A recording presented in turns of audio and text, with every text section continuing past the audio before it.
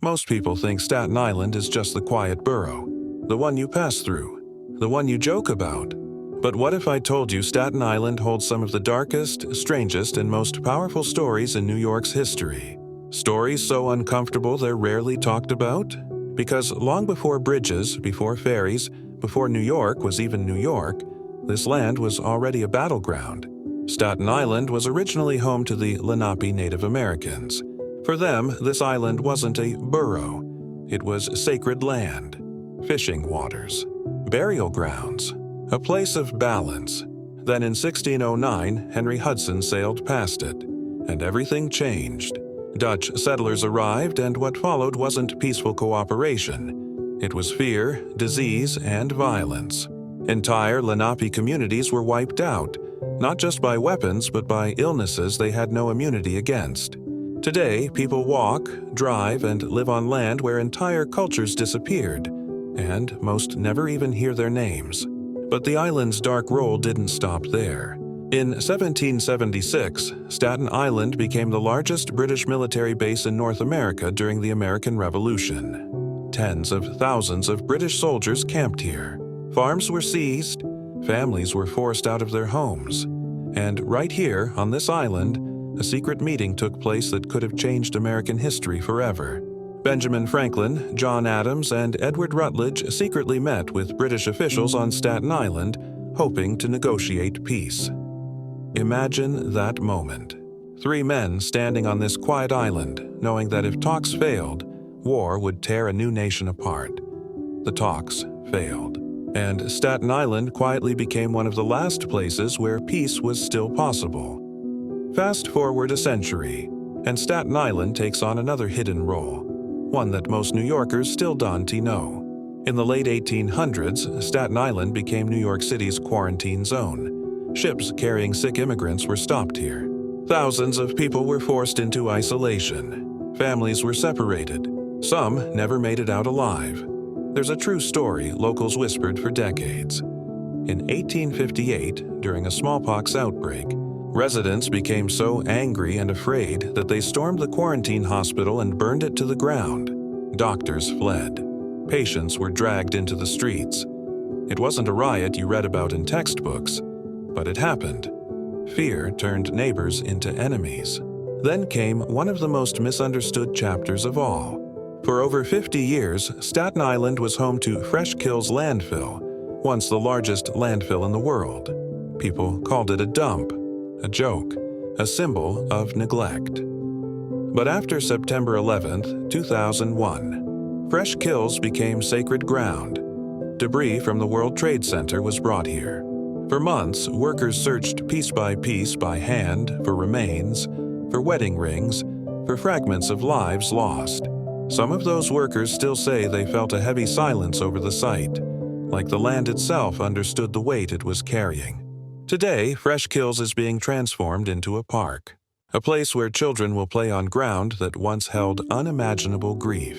And then there are the stories that don't come with plaques or official recognition, like the old sailors and dock workers who swore that fog on Staten Island wasn't just weather, that it carried voices. Or the abandoned homes where lights were reported long after electricity was cut. Even Edgar Allan Poe once lived on Staten Island, caring for his sick wife. Some of his darkest and most haunting works were written here, shaped by grief, isolation, and loss. Staten Island has always been a place where history hides in plain sight. Not loud, not flashy, but heavy. Every ferry ride passes over centuries of forgotten lives. Every quiet street sits on stories that never made it into movies or classrooms.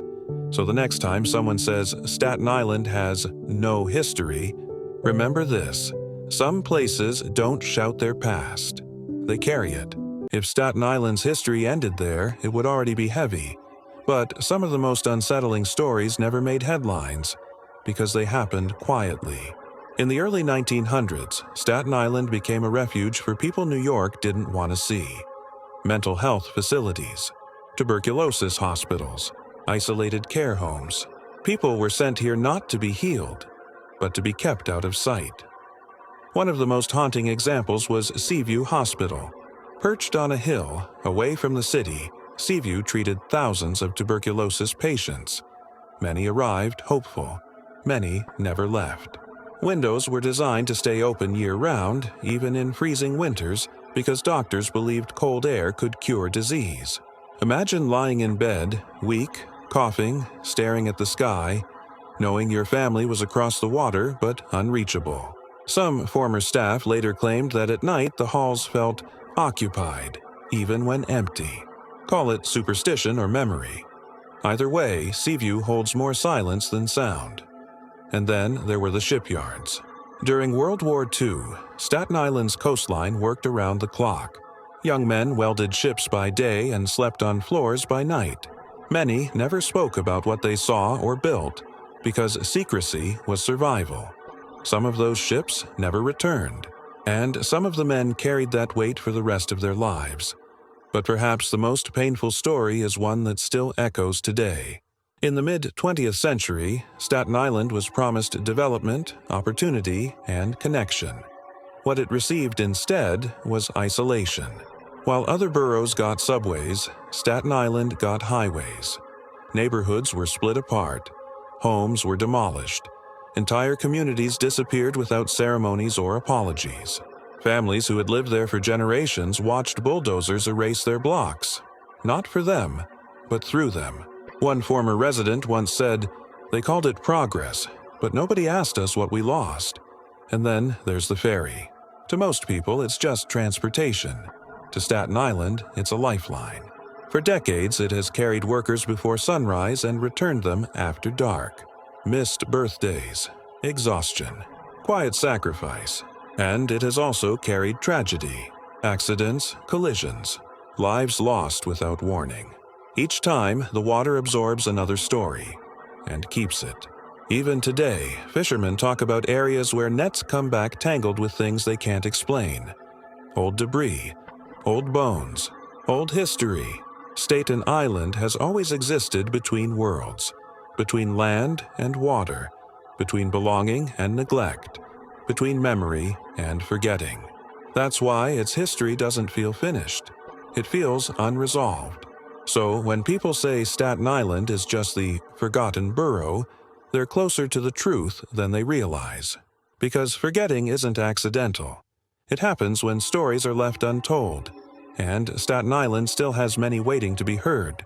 There are parts of Staten Island's history that were never written down. Not because they weren't important, but because acknowledging them would force people to remember what was done here. Across the island, long before highways and housing developments, people were buried where they lived. Small family plots, churchyards, unmarked graves. As Staten Island expanded, many of those resting places were never moved. Construction crews quietly uncovered bones. Work stopped, then resumed. No headlines, no names, just another layer covered over. And it wasn't only the dead who were hidden here. For decades, Staten Island absorbed the people New York didn't know how to deal with. The sick, the poor, the forgotten. Orphanages where children waited for parents who never returned. Poorhouses where the elderly spent their final years surrounded by strangers. Facilities meant to be temporary. That became permanent through neglect. Records disappeared. Lives blurred into numbers. Some families today live blocks away from buildings where hundreds passed through and vanished from memory. Then there's the water. The waters around Staten Island look calm, but they are some of the most dangerous in New York. Before modern navigation, ships wrecked here often. Crews drowned. Cargo sank. Bodies were never recovered. Even now, divers find pieces of ships with no official record. History that went down before anyone could document it. And Staten Island kept it. That pattern repeats again and again. When New York needed a place for disease, it sent it here. When it needed a place for waste, it sent it here. When it needed a place to process tragedy, it sent it here. After September 11th, Fresh Kills became a site of recovery and mourning. Workers searched through debris by hand. Some later said the silence there felt different, heavier. Not loud grief. Quiet weight. Many never spoke about what they carried home with them. And that's the thing about Staten Island. It doesn't scream its history. It absorbs it. In the land, in the water, in the walls of homes passed from family to family. People talk about strange feelings in certain neighborhoods, unease without explanation, cold air where there shouldn't be, the sense of being watched. Not ghosts, memory, because some places don't forget. And Staten Island has been remembering everything. So when people call it the Forgotten Borough, understand this. It wasn't forgotten. It was used, and it carried the weight quietly. Still does.